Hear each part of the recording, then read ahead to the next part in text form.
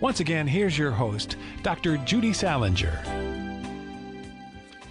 Welcome back to Lasting Recovery. I'm Dr. Judy Saalinger, licensed marriage family therapist and director of Lasting Recovery, a nationally accredited, holistic, strengths-based, individualized treatment program for substance use disorders located in San Diego.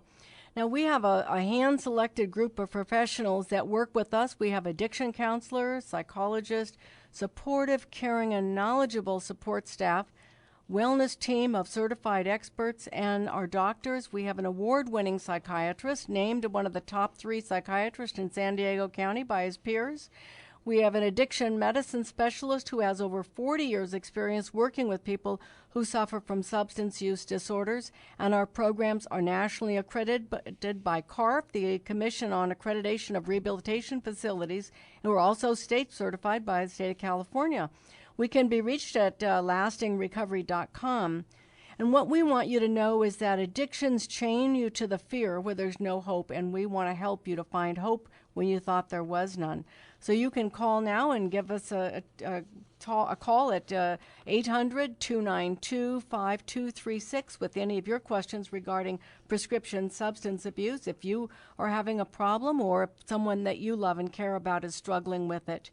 And you're tuned into Lasting Recovery, where you can find freedom from alcohol and drugs, and we are on KCEO 1000.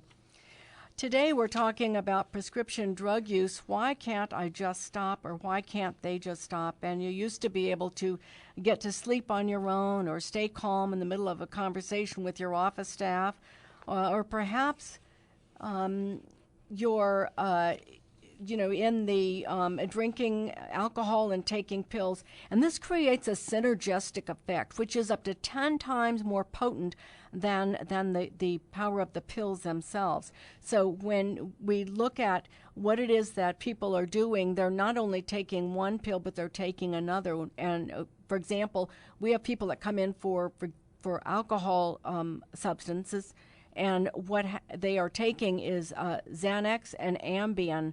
So they're taking Xanax to try to relieve some of the symptoms of the withdrawal, I believe, to relax themselves. And then they're having difficulty sleeping, so they take Ambien. And so we see very few pure alcoholics. We see most people that are taking another substance. The other substance that people will take is marijuana. And again, as I mentioned earlier, marijuana is about 25 times more potent than it was in the 70s. So a lot of times parents will say, well, the kids are just taking marijuana. I'd rather see them do marijuana than alcohol. However, what they don't realize is that once the kid starts taking marijuana, they're very open to start taking some of these prescription drugs. And we see it a lot. I know my daughter had gone to one of the high schools here, and 2 of her very good friends died from overdoses, and she didn't even know that they were taking substances, but they were taking Oxycontin. And where are these kids getting the Oxycontin? They're getting it from the parents' medicine cabinet. So if you have an adolescent or even a small child, keep that locked away, not in your medicine cabinet, but in somewhere else if you feel that you really need to have the medications, because it's just very dangerous, and kids overdose and die from it, as well as adults do too. What we're looking at is the poisonings and the problems in the United States for poisoning by prescription opiates, sedatives, and tranquilizers have increased by 65%, which is now taken over the statistics for motorcycle and car accidents, with unintentional poisonings also increased by 37%. So what we see is that people are using these substances, they're getting a synergistic effect, they're combining them, and overdosing. So we want to help you to ask some questions for yourself if you think that you might have a problem. Have you ever been informed, or have ever informed your physician as to which pill works best at which dosage, and had him or her adjust the prescription to your recommendations? Now, that's a very good one. It really begins to border on this control issue.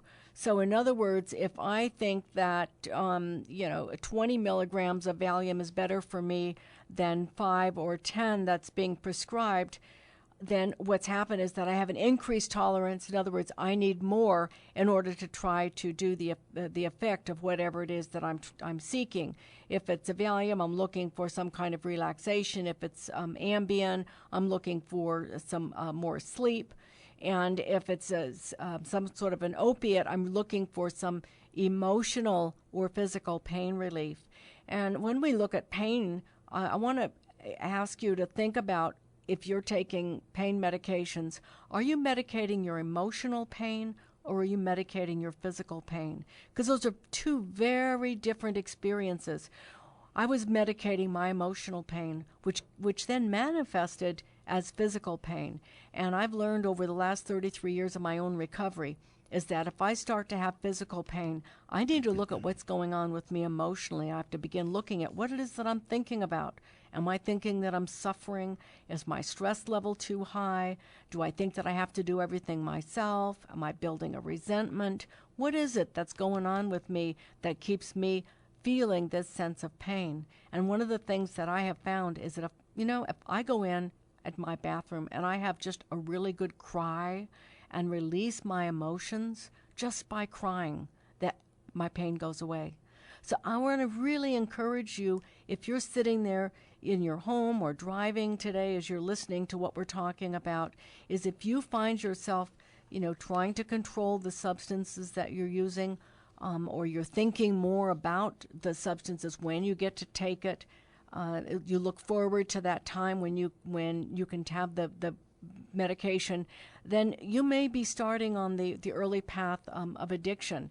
If you want to give us a call, we can be reached at Lasting Recovery, 858-453-4315, or if you're out of the area, our toll-free number is 800-808-6373.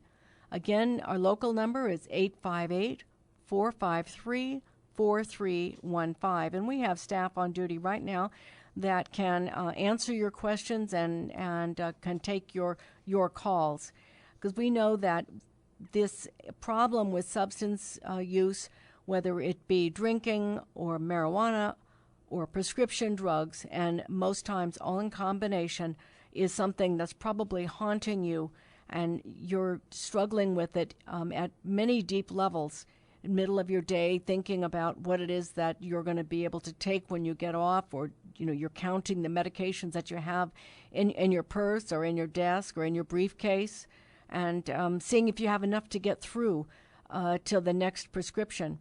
I think about the excuses that I used in order to get more prescription drugs. I would call and say, I ran out, I lost them, somebody stole them, somebody broke into my car and took them. I had them in my car. I dumped them down the toilet by accident. All sorts of excuses. And I found myself, even one day, I hadn't calculated the prescriptions close enough, and I started to go through withdrawal, and thinking that the withdrawal symptoms was my level of anxiety without the medications. I had somebody drive me to the emergency room and got them to prescribe me more of the Valium that I was taking and the codeine. And so what that does is it made me very hypervigilant about making sure that I had extra pills.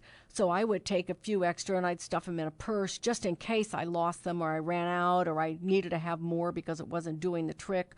Or I would take, half-empty vials and stuff them places, in my closet, in my drawers, in jackets and different places. I know I had a woman come in a while back that had been addicted to prescription drugs, and she started into treatment, and then she was staying in a sober living for a period of time until she could really establish some recovery skills for herself.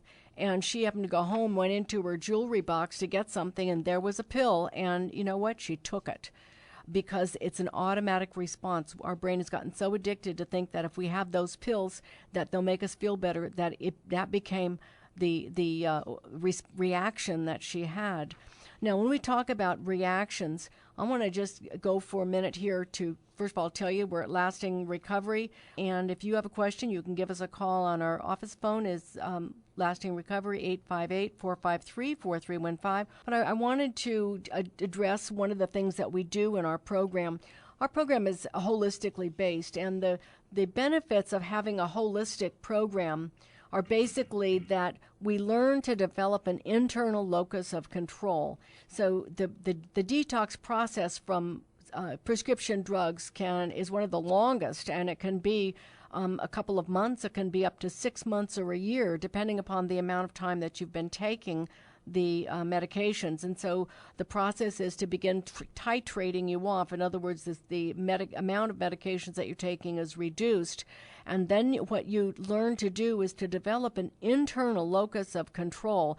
And an internal locus of control is established by being conscious of your breathing, by being conscious of what it is that you're saying to yourself, by learning to relax, by learning to give yourself words that will help you to relax and go to sleep at night rather than using substances, and ways to begin helping you to feel good about yourself. And it's developing this internal locus of control that we have incorporated Active Recovery, which is a group of people that come and offer things like poetry therapy, art therapy, yoga, acupuncture, music therapy, and it begins developing our emotions and our awareness of our thoughts and feelings.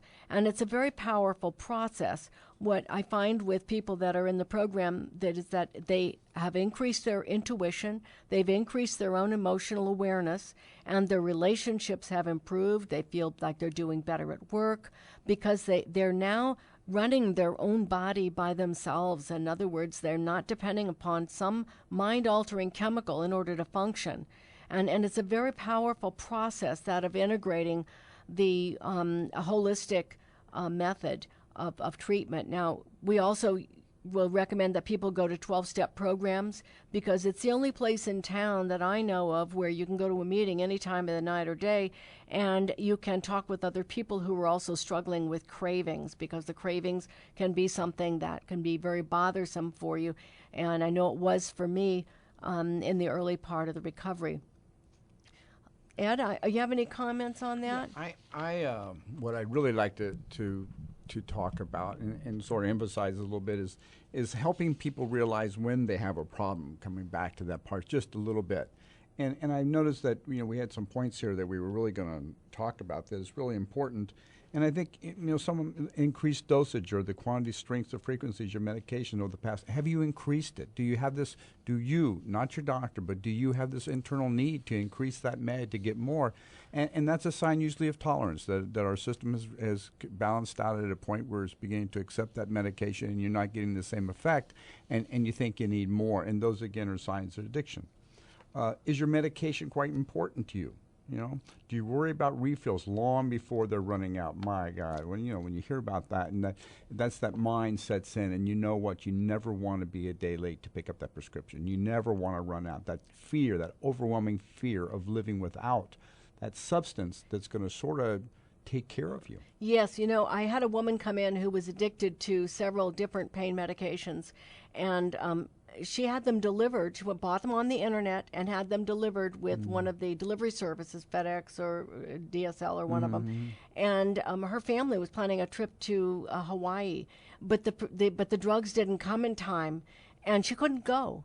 She could not go because she could not leave town without her prescriptions. Yeah. And so she waited. And so we talked about the FedEx trucks being a trigger for her. Every time she saw a FedEx truck go by as she was sober, she'd think about the drugs. I have a good friend in Mexico, and her husband had a business trip to Tokyo for 30 days in Tokyo. And so she had everything planned out, completely planned out, including the 30 days of her supply of the meds she needed to take while she was gone. And just to throw in, she spoke no English. So she got into Tokyo. They had a wonderful time, but she's still taking her pills, and got down to like the 29th day, and he for some reason had to stay an extra week.